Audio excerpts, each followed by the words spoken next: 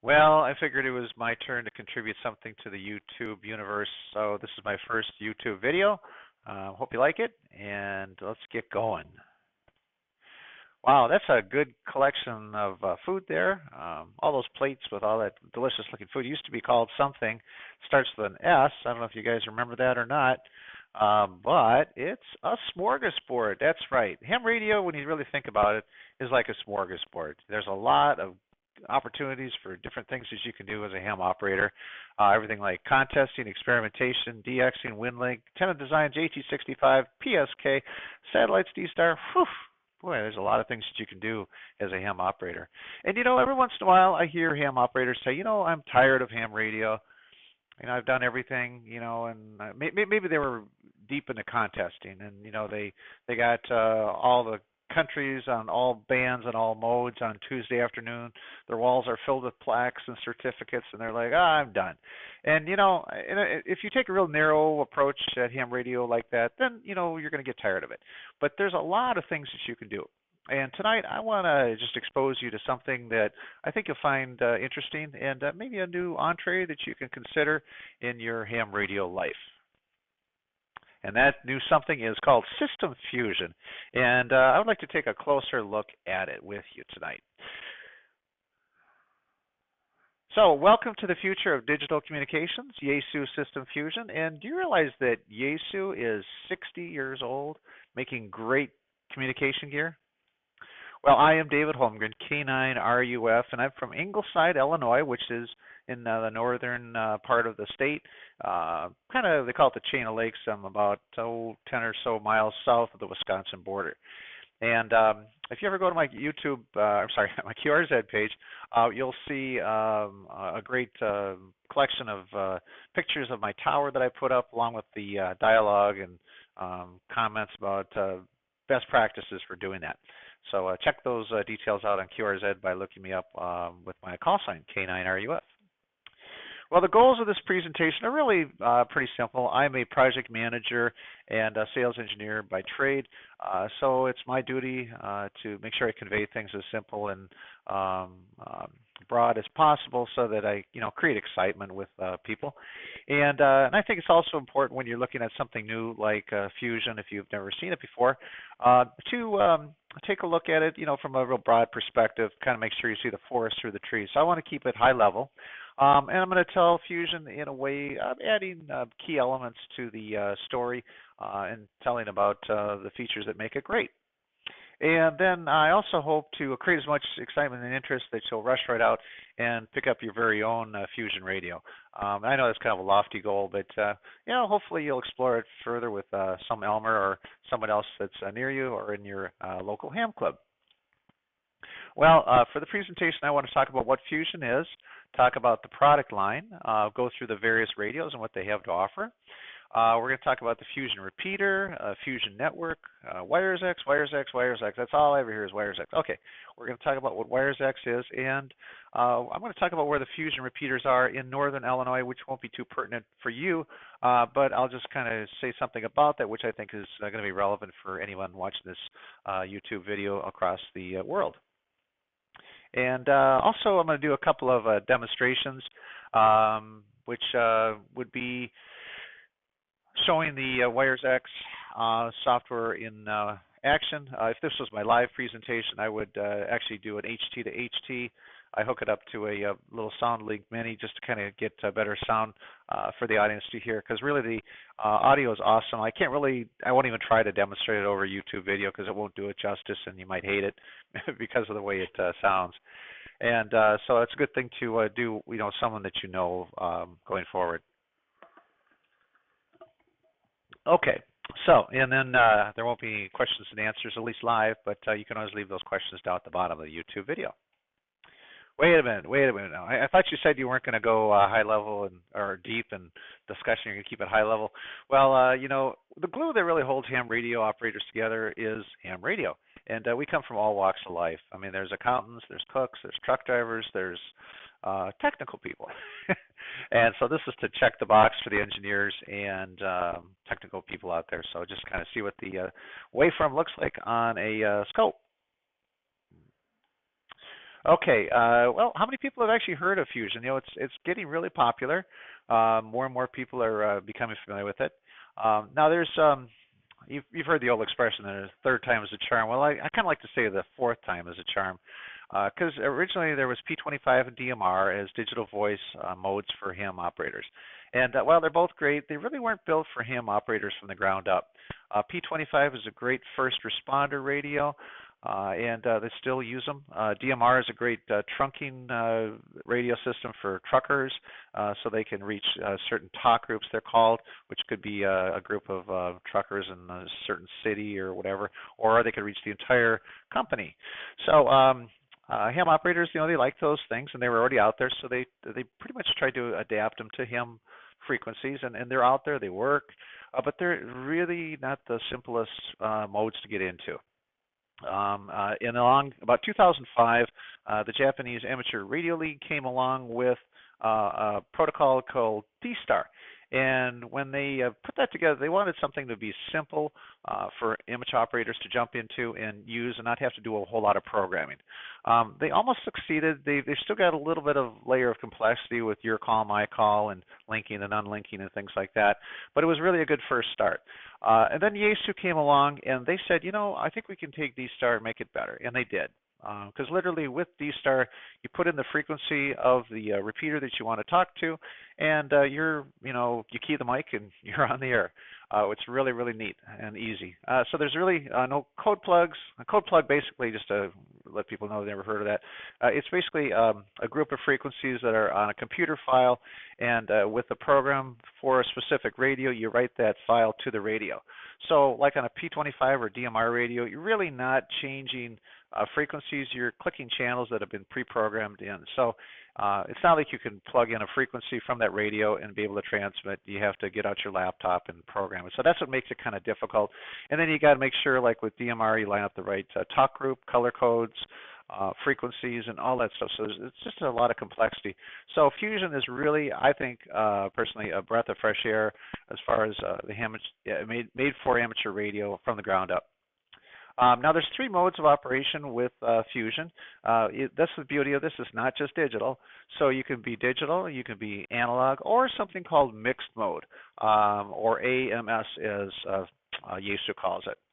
Now, this was kind of, I think, maybe a little misunderstood when it first came out, and I think some people thought that somehow magically you would transmit on analog and it would come out digital, or you transmit on digital and it would come out analog. Really, what's happening is the transmitting radio will change the receive radio to whatever it receives.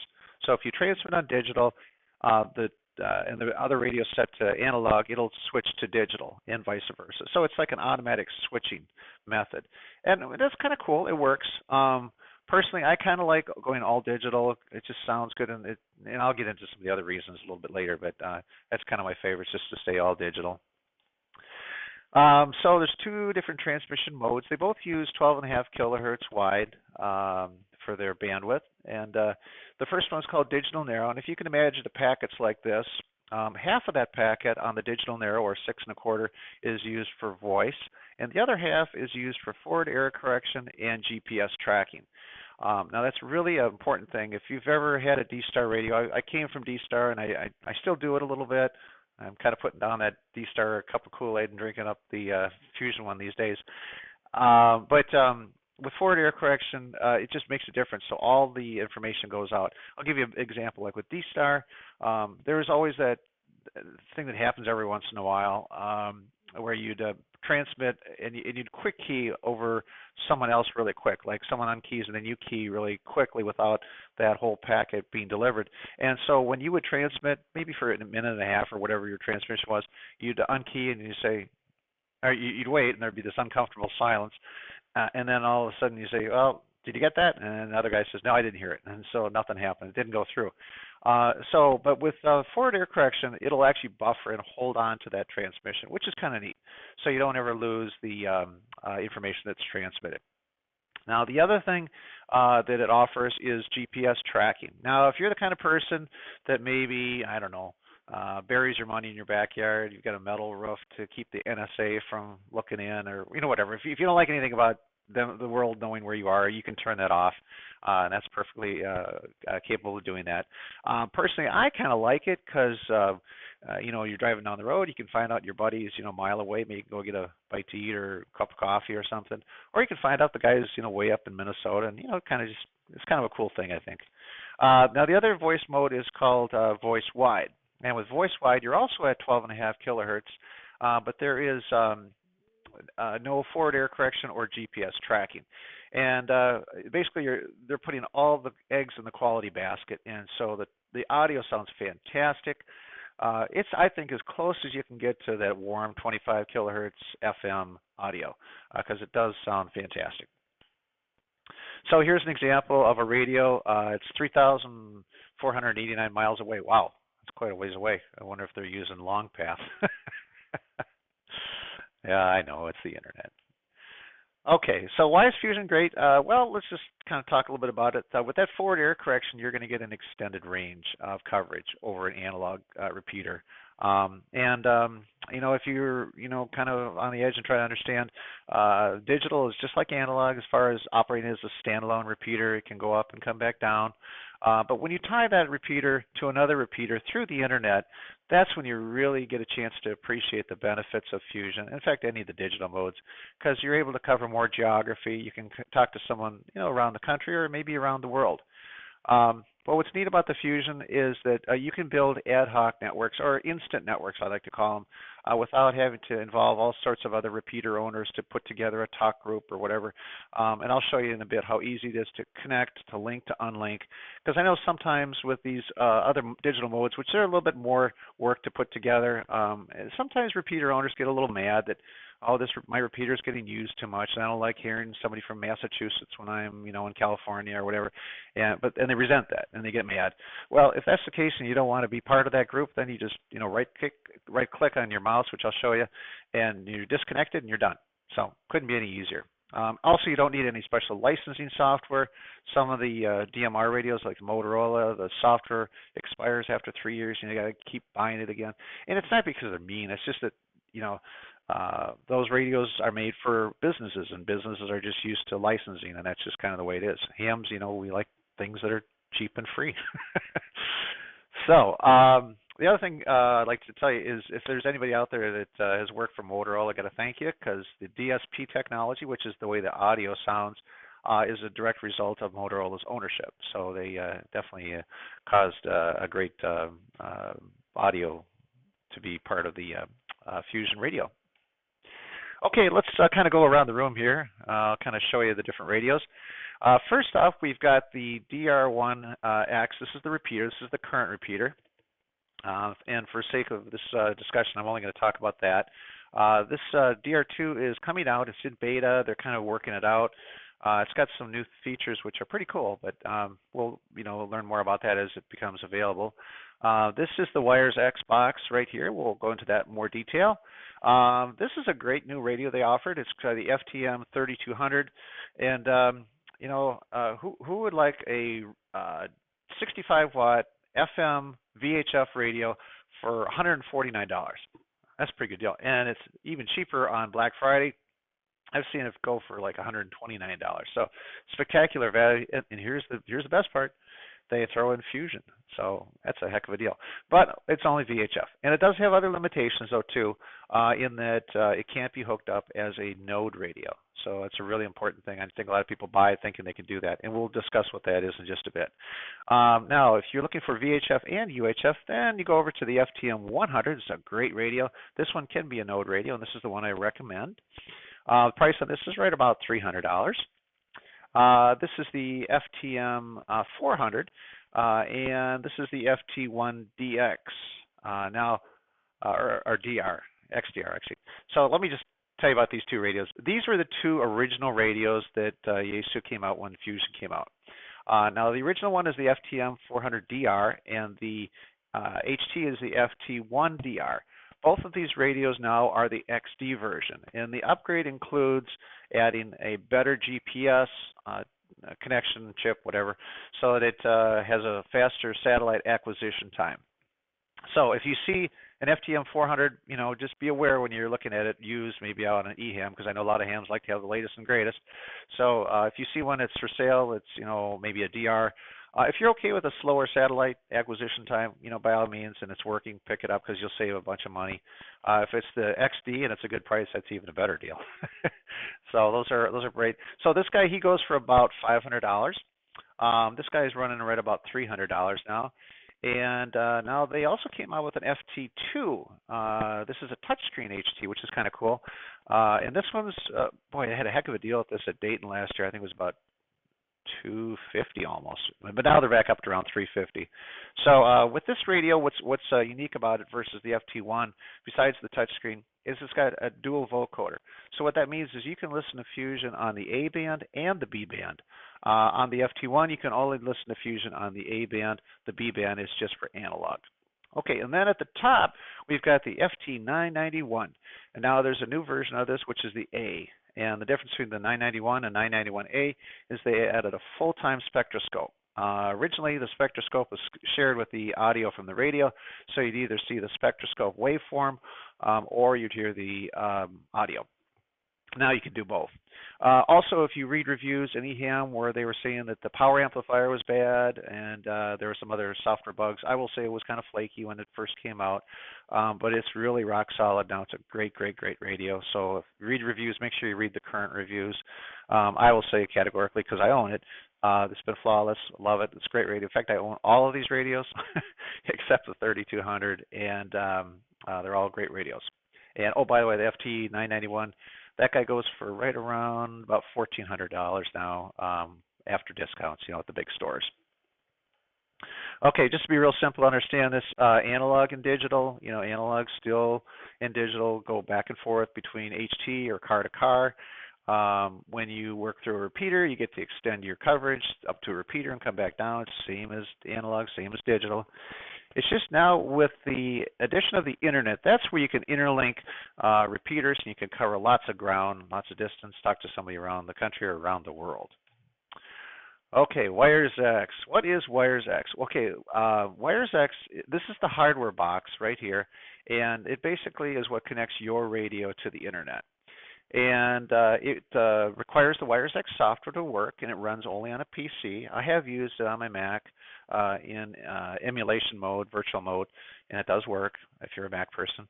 And then when you buy a WiresX box, there's a serial number that it comes with. And so what you do is you take that serial number, you go to the Yaesu web page, and you enter your call sign, and it will return. They'll return an email back to you in about a day or two with a couple of numbers. One of them is your user ID, and the other one is the room ID. And with those, you can now enter the Yaesu universe and be part of all the fun that's out there. So a lot of people say, okay, you get a room. What's a room? And a room, it's a virtual thing. It's not like, kids like, go to your room, but it's a place where people collect and hang out. Now this could be like a repeater. Let's say you've got a WiresX tied to your repeater. It could be your club where the people for the club hang out. Or it could be one of your avocations. Maybe it's like a room for fishermen or hunters or something like that where you get together and tell stories. It's just like a place to hang out. I'm thinking back to the old days where there used to be DX spotting repeaters that you'd go to, and you could, tell your buddies about something going on, and you betcha stand or whatever, and you could go pick that one up. But it's just a place that you go to hang out. It's not a physical place; it's just a virtual place. Okay, so this WiresX box, what does it attach to? Well, it can attach to one of two things: a node radio or a Fusion repeater. Okay, now if it goes to a node radio. Basically, think of a node radio and a node as kind of like a repeater substitute. So if you live in an area, I don't know, Bozeman, Montana, someplace, wherever, and maybe they don't have Fusion. And if that's the case, then you can get a node radio, and you can set it up on a simplex frequency, and you can be able to be part of the Fusion network, which is really cool. So these node radios can be either analog or digital. If you set up an analog node, you're going to use an older radio that has the packet connector, like the FT857 Yaesu, the ICOM IC7000, something like that. And then you would use the 6-pin cable that comes with it to connect it up to the Wires X box. Now, I highly recommend, I don't know, maybe I'm a digital snob. I just love the way it sounds. But if it's a cost a little more money, of course. But if you use a digital radio like the FTM 100 I alluded to, or the 400, then you can hook that up with the 10-pin cable that comes with it. I really don't recommend using an FTM 400. It's really overkill. It's a really great radio to tie up for something so menial. So stick with the FTM 100 if you're going to use a digital radio on your simplex node. And then you hook up the USB cable from the PC to the Wires X box, and you start the software, and then it runs. So it's really cool. Now, if you think about it, this is just a radio that's receiving and transmitting. You still need another radio, one more radio, and that's the radio that communicates to it. Okay. Now, the philosophy is either you want to have like a short range connection or a long range. So if you're just looking to talk to somebody maybe just around the neighborhood or maybe just inside your house, then you just use the HT like this in this scenario. And once again, I do not recommend using a 400. Use a 100, save money. But let's say you really want to have a little bit greater coverage. Maybe you want to talk on the Fusion network with your radio in your car around town. And in that case, then you'd get yourself a mobile radio. In this case, you could use a 400 in the car. Once again, the 100 at the base. And then you'd put your antenna up on a tower to extend your range as well. In this scenario, you probably just use a run it on 5 watts and put it on a mag mount on your file cabinet and call it a day, something like that. So that's pretty much what a node radio does. It's just to get you on the Fusion network without having a Fusion repeater. Okay, and here's a Fusion repeater. This is the back of it. I just want to show you how the cables hook up. So in this case, radio 1 is a digital connection. It comes out of the Fusion Wires X box, and it goes into the connection on the back of the repeater. Okay, another additional feature of the node radio, and this is really, really, really cool, is that it can be a RF relay link. So if you've ever had a digital repeater, to get somewhere else through the internet, you have to have internet at your repeater site. However, in this case, if you set up an RF relay link wherever your internet is, say down at the bottom of the hill, and you send an RF relay up to the higher point where there's electric, and that's basically all you get up there sometimes, and you've got your antenna at a nice high location. This lets you have the internet connection without having internet at the repeater site. Very, very, very cool, and it works. I will tell you why in just a little bit. I'll validate this for you. So here is the DR1X repeater, and it does C4 digital FM and conventional FM. And what's really neat, I'm going to do some compare and contrast because I used to have a D-Star repeater, have since sold it. But anyways, with the dual band repeater inside this is VHF and UHF in one box. Instead of with ICOM, there's a slice for UHF, a slice for VHF, a controller. You got all these boxes all stacked up. And right now, this is as of 2017, February, they still have a great entry-level price of $600. Can't beat that. And I mean, this model that they're doing is nothing new. Other radio manufacturers have done this over the years to kind of buy the business, because you have to have the infrastructure for people to buy radios, and they're not going to buy the radios unless there's an infrastructure. So they understood that, and there are literally thousands of these repeaters out there, so they're doing a great job getting them out, and that's why Fusion is really thriving. Other features of the DR1X, you got a 3.5-inch color touchscreen, incredibly easy to set up. That's why I got 3 exclamation marks there. Once again, contrasting with the D-Star repeater, I had to learn Linux, I had to run scripts, I had to do just all kinds of stuff. It's not for the faint of heart. This I had up and running in probably about 10 minutes. I mean, it's drop dead simple. There's RF output power on this repeater of 50, 20, and 5 watts. They tell you not to use 50 because really a repeater is a full duty cycle transmitter. They recommend just using the 20 or 5 watts. Most people use it at 5 and they get an external amplifier and just use the repeater as the exciter. That works fine too. Let's see, there's a front panel input connector for the mic. And so you can use that for testing. You've got other connections in the back, a rear panel connector for like an SCOM controller or battery backup, and all the different connections you can hook up to a repeater. The other cool thing about this, comparing to my D-Star repeater, is it's got its own built-in AC power supply. I was kind of flabbergasted when I pulled the D-Star repeater out of the box. I had to hook up a 12-volt power supply to this external. It's like, what? It's for what you pay for it. It should have a built-in power supply, I thought. And so it's got a 19-inch rack mount cable, which is awesome. It's got all the tones, so you can set it up for digital signaling if you want. There's a voice IDer. She kind of sounds like the Bofeng radios. I don't recommend it. There are better voice IDers out there. There's also a timeout timer built in. And then, this is a really cool thing, firmware updates. And the firmware updates basically let you fix problems with repeaters or any device if you have it. And initially when this repeater came out, it would lock up. And the lockup was locking up a transmit. And so that's never a good thing. Fortunately, I was home both times that happened, and I learned that this is a known software glitch that they had, and so they recommended to use the RF relay links. So I went out and bought an FTM100, set up a node radio, and I did a node RF link from my repeater to this node radio, which is in my house, which is kind of silly because they're right there, but it, I used it for a couple months and worked fantastic. So I will vouch and verify the wireless RF link works fantastic. And then a couple months later, and this is a result of firmware, they came up with a firmware update. And so they corrected the problem. So now my Wires X box is attached directly to the repeater, works flawlessly. And they've also had a couple other updates since. So they're always doing a great job keeping the hardware running at peak performance with new updates. Here's a couple of screenshots just kind of showing the setup. This is the auto fixed, where you can decide if you want to go AMS or fixed analog or fixed digital. This is where you enter your frequency input, and you can set your tone squelch. I mean, it's that simple. It's just so nice.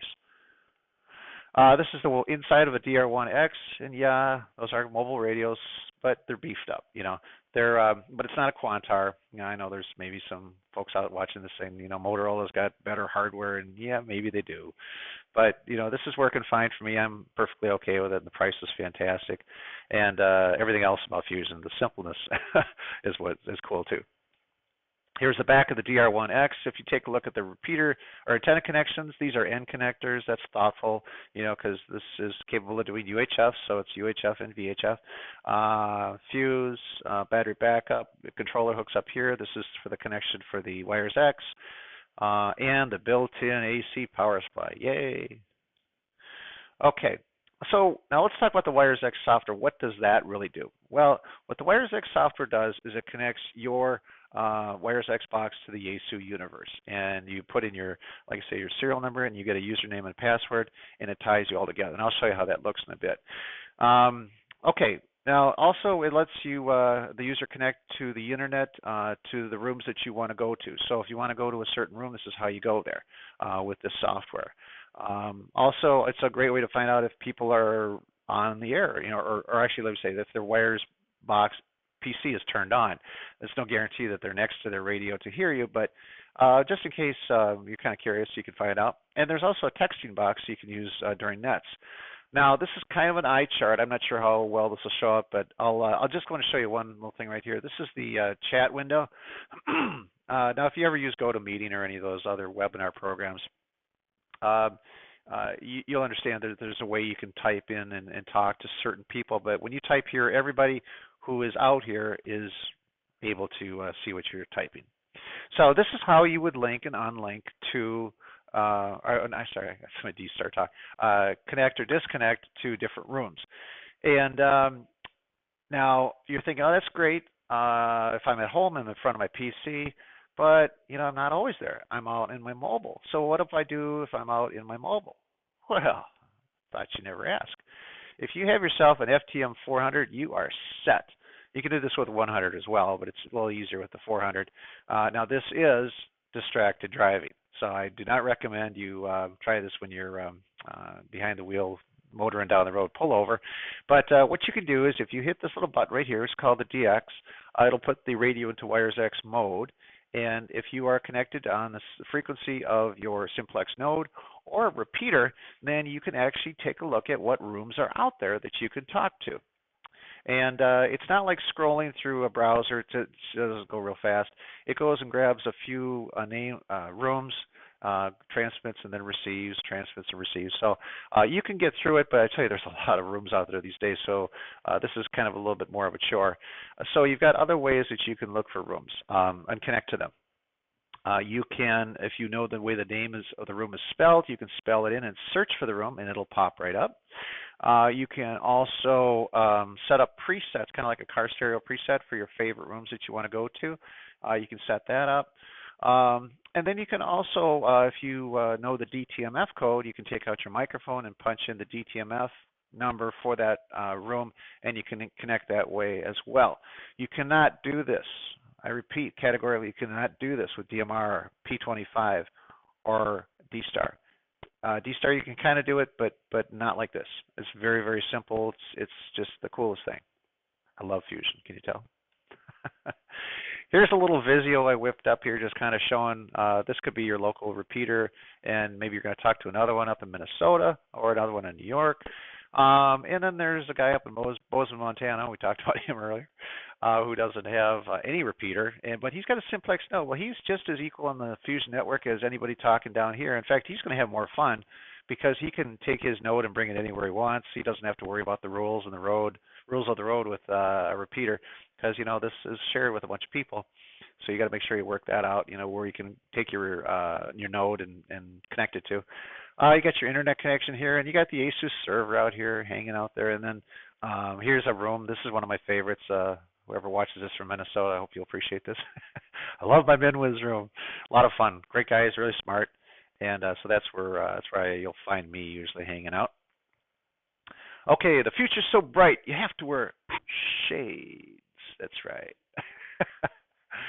You guys remember that song? Okay, it's from the 80s. I think it was Corey Hart. But the idea is that there is a lot of third-party development for Fusion. So that's good. That shows that it's healthy. And one of them is the DV4 Mini. The other one's the OpenSpot Shark RF. And there's new things coming along all the time. So it's kind of cool to be part of all that third-party excitement to see what else is out there besides what Yaesu offers. Okay, now let's take a look at the repeaters. This won't mean anything to you unless you live in Illinois, but what I'm trying to illustrate here is, at least in Illinois, we have something called the Illinois Repeater Association. If you go there, www.ilra.net, just to get an idea of what I'm talking about. But they organize the repeaters by frequency, by location, regions, around the state that you live in. And then they also show the listing by mode. So in this case, Fusion. So if you look at the Yaesu Fusion section, you'll go, it doesn't look like it's really catching on. It's not that popular or whatever. But here's the deal. Remember, these are analog capable digital repeaters. So what a lot of people did is they realized early on, they said, boy, that's a really good price to get a repeater. For ours, it's falling apart or broken, or maybe as a backup. And so they install it, and they probably just run it on analog. And then all of a sudden they say, hey, you know what? This thing does digital. I've heard people talking about this Fusion stuff. Hey, let's just give it a try. Maybe it's something we might want to do for our club. And so they do, and they fall in love with it. And guess what? So even though you've got repeaters listed in the analog section, they're probably Fusion repeaters in hiding, or whatever you want to call it. They're cloaked. And eventually they'll probably become part of the other list. So what I'm trying to say is the list of Fusion repeaters is greater than what you might see on your Illinois or whatever Repeater Association webpage. Okay, now I can't do the voice demo, but what I'm going to do is I'm going to slide over here and I'm going to show you this. This is the actual Wires X box in operation. This is on my Wires X. I'm kind of doing a little team viewer connection here so you can kind of see what's going on. And let's see here. So if you want to see, let me just break this down a little bit for you. Okay, first off, you've got the IDs. These are the people that, this is one of the numbers that you get. It's this number right here. That's the DTMF too, by the way. And then there's the room ID, which is right here. And like if you want to look for somebody, you would go to the state, and you can scroll. I'm just going to kind of scroll here. I'm going to find myself here in the list. I have a repeater at my house, K5TAR, And let's see, I'll get to it real quick here. There we go. Okay, so that's me right there.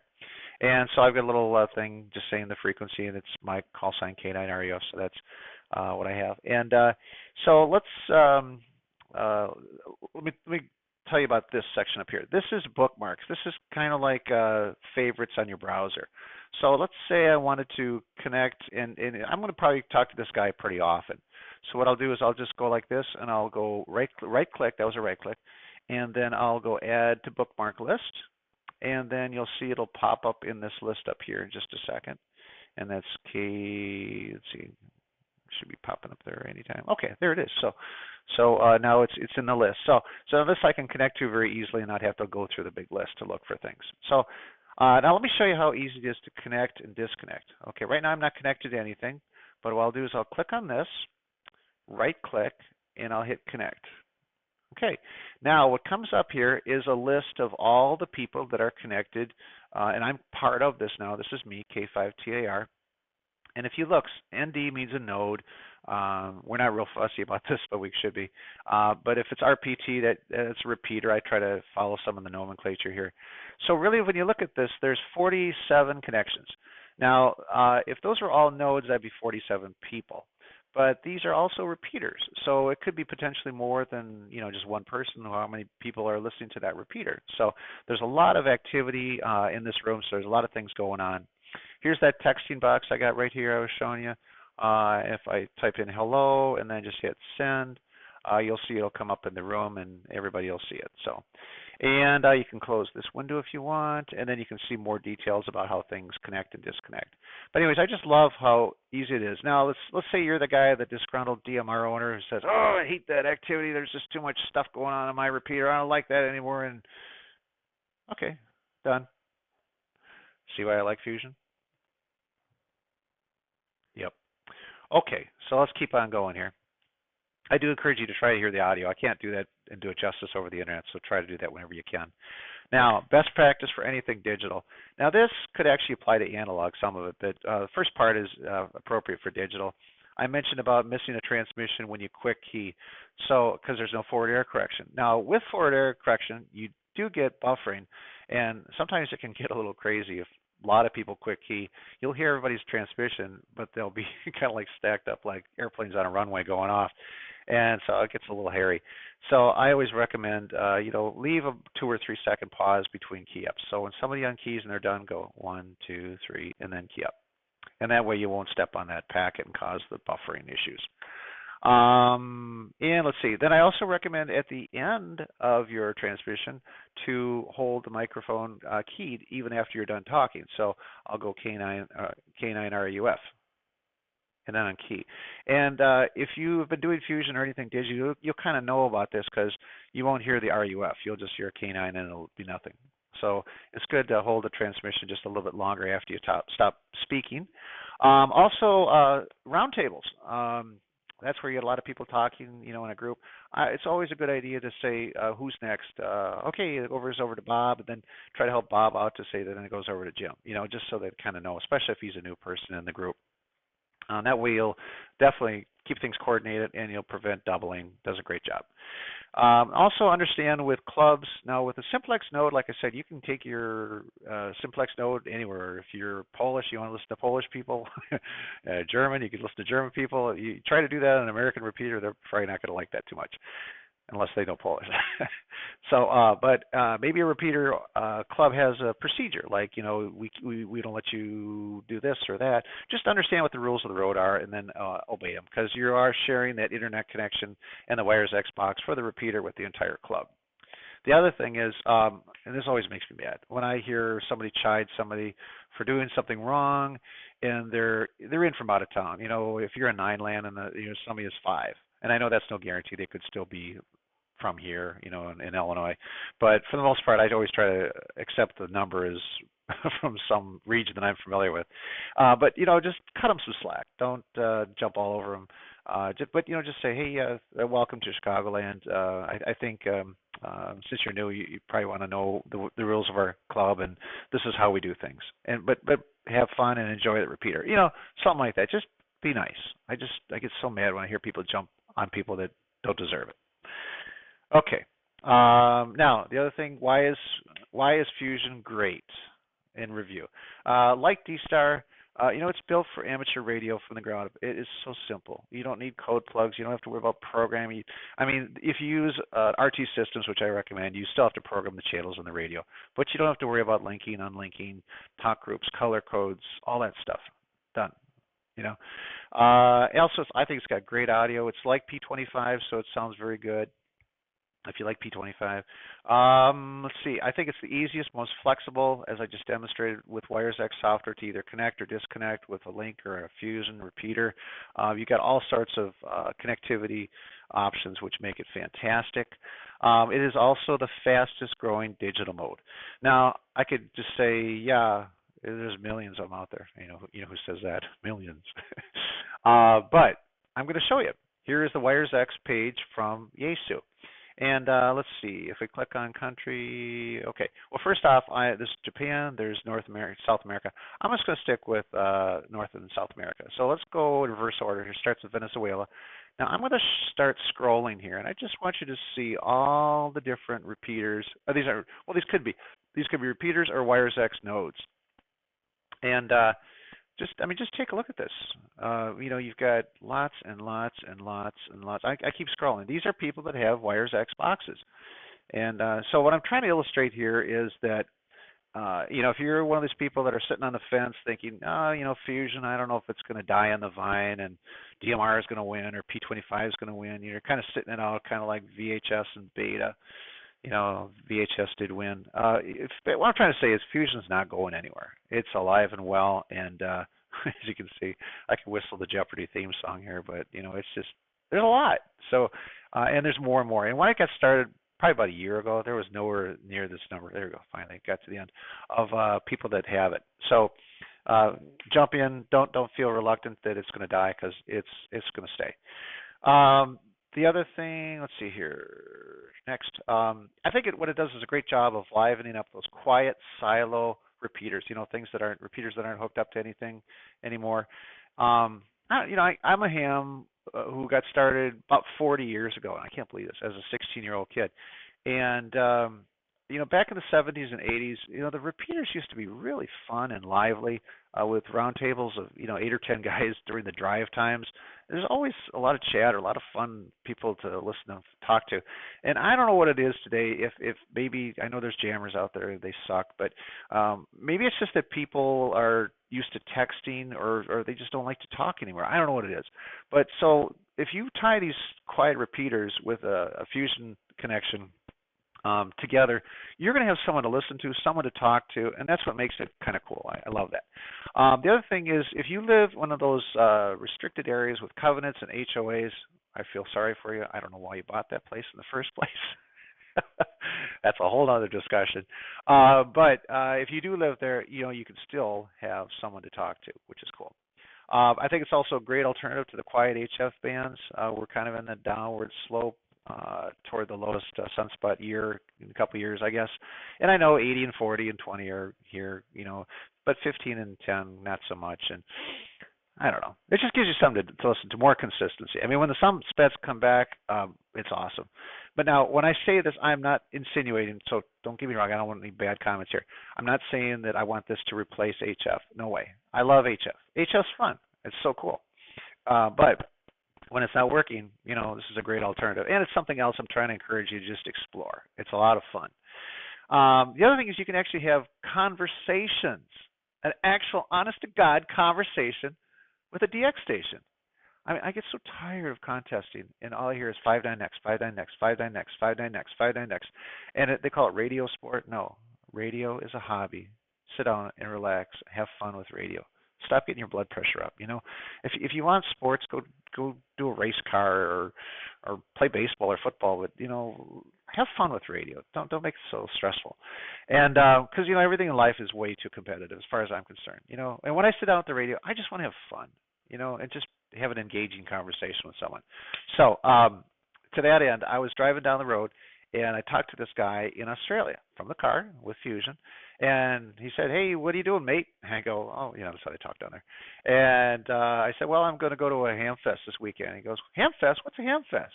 And I said, "Well, that's where you get together. You trade radios, you eat a lot of bad food, tell a lot of old stories about radio." He goes, "No, no, mate, that's called a radio rally."